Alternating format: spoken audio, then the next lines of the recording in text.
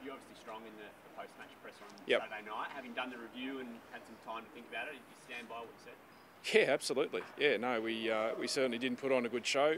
Lots of really good learnings for us, playing in I think, a top two, three team. So whether it's, the use of the ball, whether it's a transition from the midfield, some great lessons, I think, for our young mids to learn, as to what they need to do when the ball's either in offence or defence. So, yeah, but I think the manner about how we win it, yeah, absolutely has been addressed. You spoke about the consequences. Yep. Can you explain in more detail what that looks like? Well, I think it's both. I think it's the mentality about how you go in those games when the chips are down. So, there needs to be consequences and understanding how we need to rectify that. So there's some learnings from there. Obviously, we need to get some things right on the training track, so there's consequences there. Guys' position become vulnerable when you put performances, on the board like that. So we haven't got significantly strong performance, underneath at the moment, but that doesn't mean that we can't make change. I don't know that it's just as easy as that.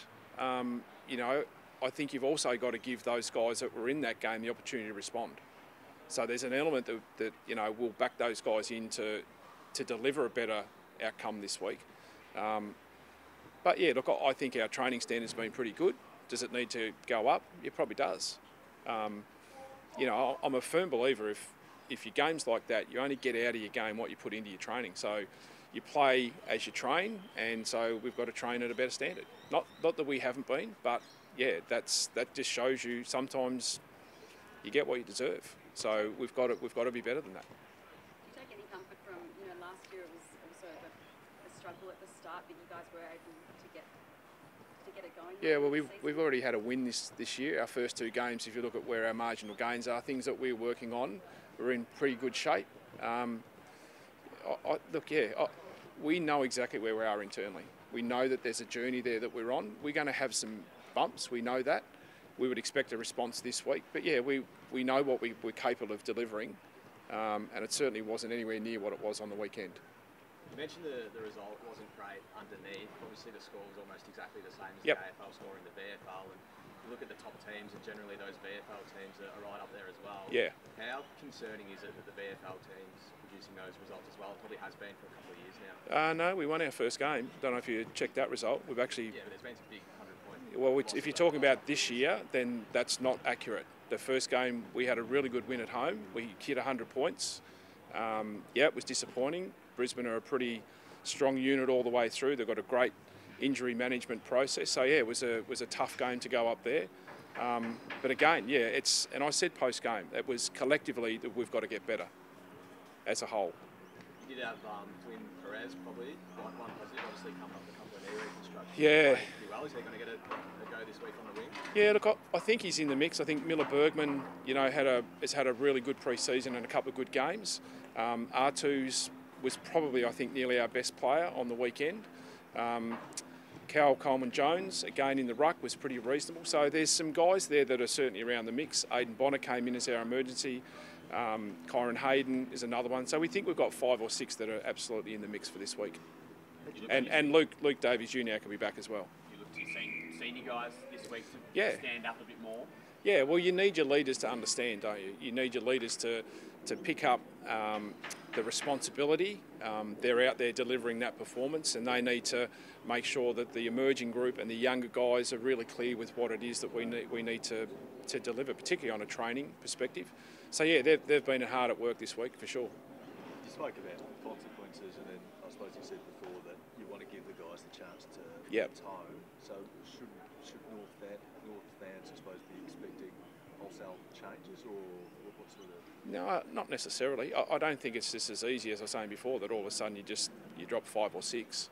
We're working on a way that we want to play. We're working on a level of offence, defence, and contest. So hopefully guys will value their spots through their training performance today. And you mentioned as a collective, so I'm assuming the coaches sort of had a review as to sort of Yep. what you're doing and what was it? Yep. Yeah, just to be clear, we review it every week. Yeah. We review our message every week. We review the training process every week. So that's no different. You know, you certainly you review back, you know, individually and as a collective, as a coaching group, and say, right, did we hit the right mark as far as the strategy goes? Was our training in the right volume? Was the intensity level right? So yeah, we certainly have a look at ourselves, but we do that on a regular basis. What was the conclusion? That's up for us. What have you found the group has responded to previously, David? Is it carrot or the stick, or what's worked for you previously? No, look, I'm not sure the stick works like long term. I think that's a really difficult one, and particularly with a young group, they need education. I mean, we've been big on learning, growing, improving in certain areas, which we felt we'd done over the pre-season. So yeah, we need to go to work and learn significantly what that is. I probably looked at it in regards to the mentality, like that's the piece for us that we've got to learn really quickly, and teaching a young group, you know, about that grit and about that resilience and what it looks like and what it feels like. They're the great lessons that we get out of games from the weekend.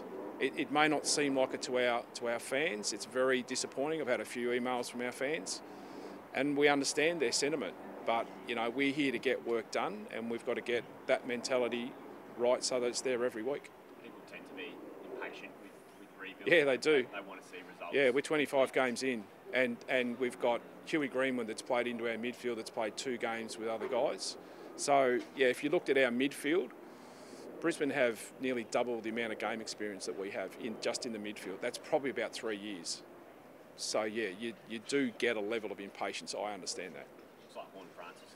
You've used him in the mids probably since David Zuniak and Yep. Aaron Thomas went down in the West Coast Yep. game. He's probably played 6 quarters of inside mid. Yeah. Are you happy to have him Yep. in there with the big boys, or preferably would you like him forward a bit more? How you bounce? I'd like him forward because I think he can take a mark and kick a goal. I think he's clever, you know, in that sense. He's got a great vertical jump. He's got a great mark on him, but he's a natural competitor. He loves being in and around the contest. So getting him out of there at times is a bit difficult.